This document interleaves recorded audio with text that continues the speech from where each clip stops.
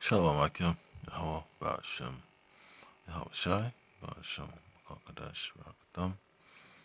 The wonders and salutations to the elders and apostles and bishops of Great Stone, to the Akim Aqua, try to focus on the earth, holding on in sincerity and in truth, to the gospel of Yahweh Shai. Greetings, brother Nashir, the DC camp. Yeah, you just gotta be grateful, and appreciative of Yahweh Ba'ashem, Yahweh Shai, Ba'ashem, Kakadash, for allowing us to partake of this ministry, to be able to understand why things are taking place. All right. So, our people, you know, Jakes, so-called Negroes, so-called Latinos, so-called Native Americans, are just living on the edge, you know, hoping that they are able to gain their daily bread. And it's causing so much pain and frustration in their spirit, and they are called upon the Lord to get a relief, and they just realize that it's going to get worse. See their communities just descend into decay, decline in economic strength. The psychological buffer is just fading away because they have no confidence in the ESA system. They can't collect the benefits that they are owed by these corporations. Why? Because the courts are in the back pockets of the elites that own these corporations. The government is not really doing much to uplift the people. The government is suppressing the rise of the people. And when you're suppressing a person's potential, that pressure continues to build up. And that pressure has to go somewhere.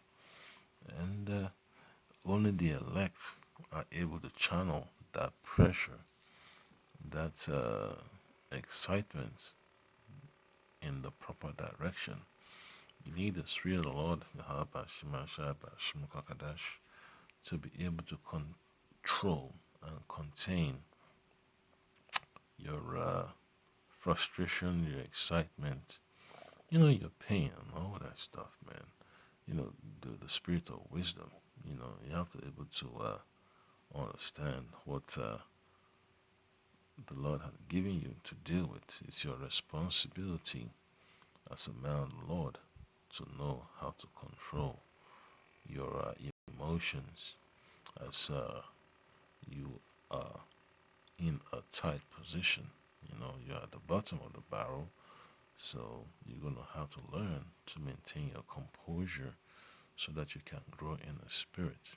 So the book of Psalms chapter 18 verse 6 says that in my distress I called upon the Lord and cried unto my power. He heard my voice out of his temple, and my cry came before him even into his ears. So when the Lord hears your supplications, you know that something important had been mentioned, and something very important is going to be taking place as soon as possible. All right, and that's why the power of prayer is necessary to cultivate. Jake just gets tired of this world and decides to smoke a joint to relieve himself, but it doesn't really help. It further compounds the problem. But when you know that the Spirit of the Lord will give you a better perspective on the things to do, you are already oriented of how to handle a crisis. You know, how to handle a crisis. You're not out there screaming at the top of your lungs because you're having some reaction to bad news. No, you're in the spirit. You know, the scripture talks about a man having rule over his spirit, despite whatever happens around him. As long as you're able to withstand that pressure on the outside, you'll be fine in this ministry. All right, you're not easily led astray. You're not easily manipulated, and that's why you have to continue to build up your adaptability in this ministry, man. You can't be one track minded. You know, you have to learn how to adapt. You know, in other words, you have to become streetwise in this ministry, man. You know, street smart, all that stuff.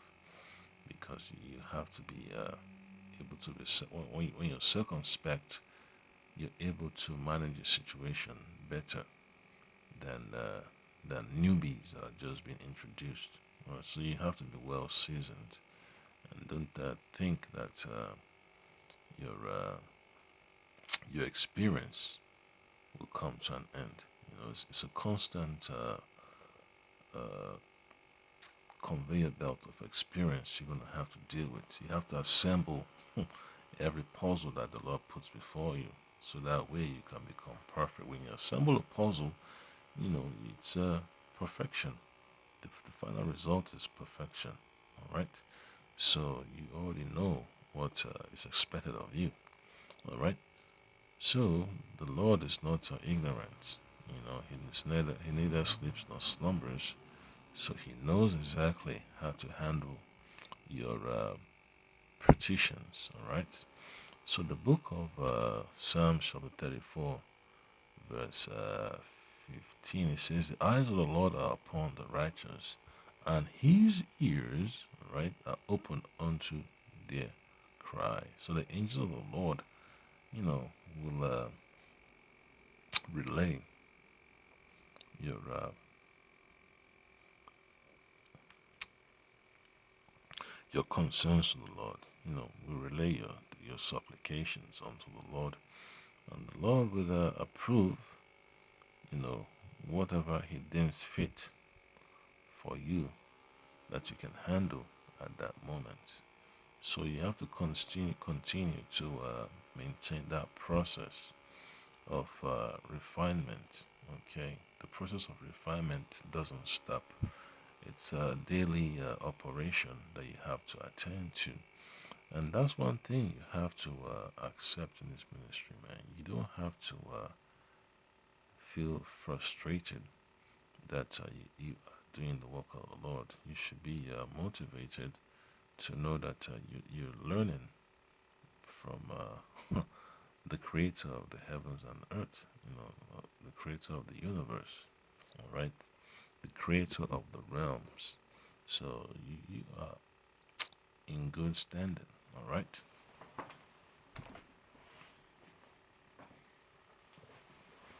Yeah, so we go to another precept. Yeah, because Jake is upset, you know, with this immigration stuff, man.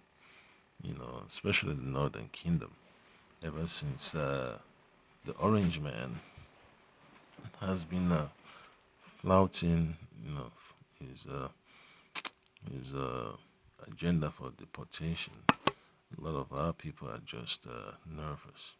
But hey, it's just what happens, man. The Lord has to stir up pure minds with certain events, whether it's an oppressive event or an event that elevates you.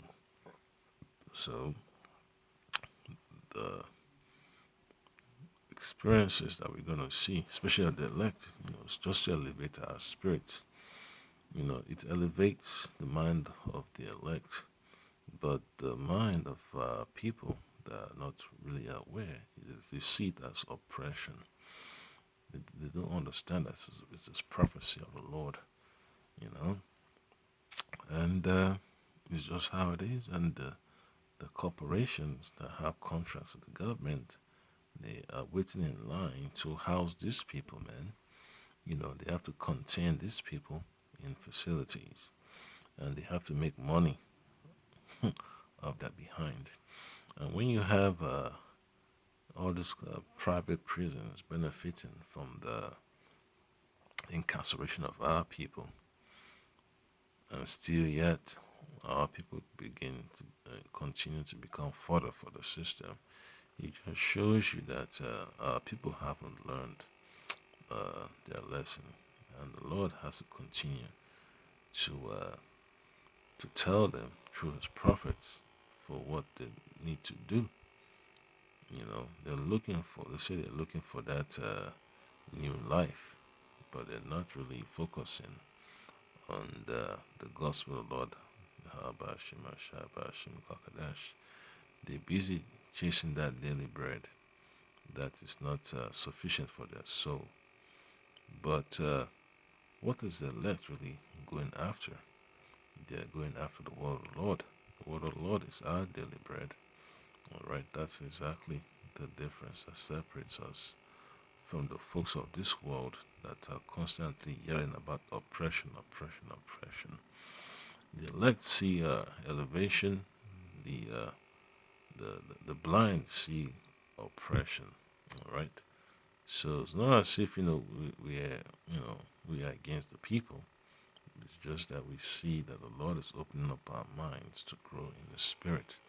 When something allows you to grow in the Spirit, you can't really consider that as a bad a bad influence. It's a positive influence. Okay, so it's what you have to accept. All right, you have to go through the fire. The fire is not meant to destroy you; it is meant to refine you. So, Sirach chapter 35. Look at verse 13. What does it say? It says, "He will not accept any person against a poor man, but we hear the prayer of the oppressed." So you have to understand when you know that you're being oppressed and you begin to pray, what happens? Your mindset changes. That's one thing, you know, that happens. Once your mindset changes, you begin to see things differently. And that is the reason why the men of the Lord are not faced by threats. Scripture talks about that they love not their lives unto the death. All right. The men of the Lord are not afraid to give their lives, but these people out there in this world, they're just desperate, to maintain the basics of crumbs that receive from the system. The Lord did not bring us here to build our whole life upon crumbs falling off the oppressor's table. All right, the elect, are able to see past that and understand there's more to life beyond crumbs from the master's table. When you understand that the Spirit of the Lord is what you're after, you don't let whatever falls on the master of the oppressor's table, you know, distract you. Okay, so you you've moved on, man. You've moved past that stage of living by bread alone. All right. Now you're holding on to every word of the gospel. Now you read verse 14, Sirach 35:14. He will not despise the supplication of the fatherless, nor the widow when she poureth out her complaint. So remember that, man. That's why prayer is important. Prayer is important. It helps you to stay sane. It helps you to maintain a focus in what you do. It helps you to build up your shock absorbers, man. When the enemy comes in as a flood, you already have what the Lord has given you to withstand it, right? So it's just a bonus. Now, verse 15 says, Do not the tears run down the widow's cheeks? And is not her cry against him that caused them to fall? Yeah, so it's what people have to deal with. And you have a lot of Jakes that are DACA, you know, recipients. They get tied up in the system. They don't qualify for Obamacare. They don't qualify for any so-called government program. So what are they do? What are they gonna do? You know, they have to start rebuilding their lives. Despite them being brought into Babylon by their parents while they were adolescents. So when Esau doesn't want to pass legislation to help the people and continues to play games, you know, the day people just wake up and start making plans to move on, and that's why the mind of the elect is a rare type of mind to have, and that's what you have to maintain. Okay, so we read verse 16, Sirach 35:16. He that serveth the Lord shall be accepted with favor, and his prayer shall reach unto the clouds. So this is what you have to remember, that your prayers are reaching the clouds on a daily basis. Okay, and every prayer, every supplication you make unto the Lord is being honored. Some reveal themselves at a certain time, of your progress.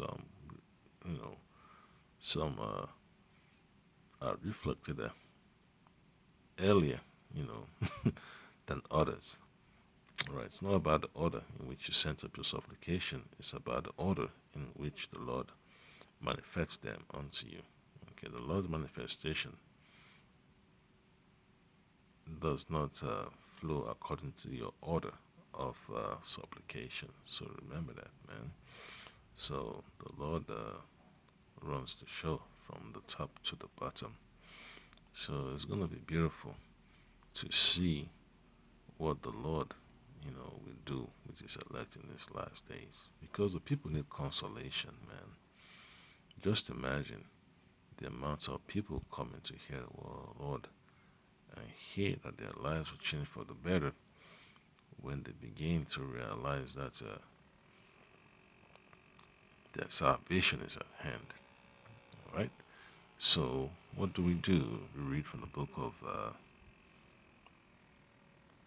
Psalms, chapter 83. Yeah, so by Esau pushing his agenda for deportation, a lot of these factories, man, that are owned by these low-level Edomites are going to go out of business. Their farmlands are not going to be able to be run efficiently, and that's how the elites of Esau, take over. When you knock off the supply of labor, the man at the bottom that owns farmlands and all that stuff can no longer afford to stay in business. So what happens? He gets gobbled up by the big corporations, and that's what happens. In fact, that's what's gonna happen. Okay, that's how the elites of Esau are able to multiply their influence. By gaining more land, getting more power over the people, and that's just one thing that has not been really uh, touched on, and that's the impact of pushing this immigration. It's a money grab, but at the same time, they're killing as many birds as they can with one stone. Once they start pushing this deportation agenda, it's going to affect neighborhoods, man. It's going to affect the agricultural industry, construction industry, you know, transportation, you name it, man. You name it. The educational system is going to be jacked up. And then all of a sudden, this Edomite's going to start crying and yelling that, oh, well, the price of goods is just too high. When you mess around with the demand of the people, the supply becomes a problem. Supply becomes a problem. It contributes to scarcity. All right, contributes to scarcity.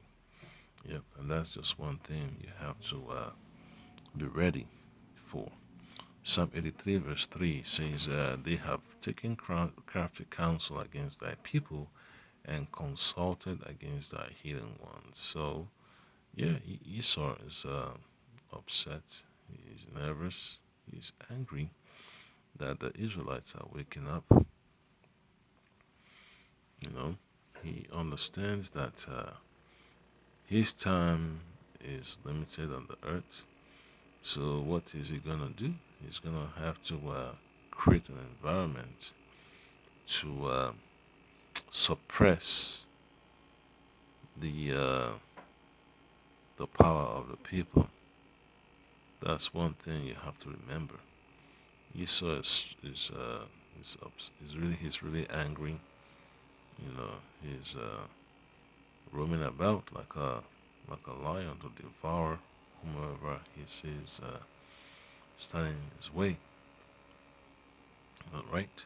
So the crafty counsel of Esau, has to be interfered with. The Lord has to shut it down, and it's going to be a beautiful sighting in these last days, man.